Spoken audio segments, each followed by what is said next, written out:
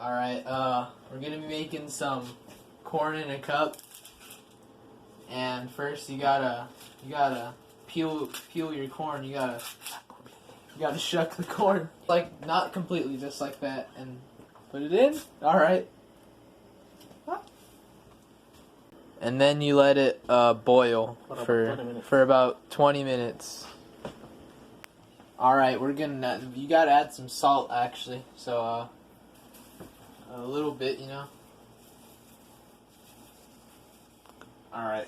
Yeah, and then you have to cover it so it'll actually boil. And let it sit or boil for like 30 to 20 minutes. Done, just take them off, and so whenever you peel them, you don't get burned. When you're done, just go ahead and start unpeeling it.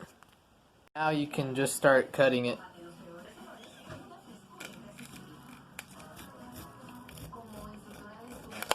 Add your cheese and mayonnaise and eat it.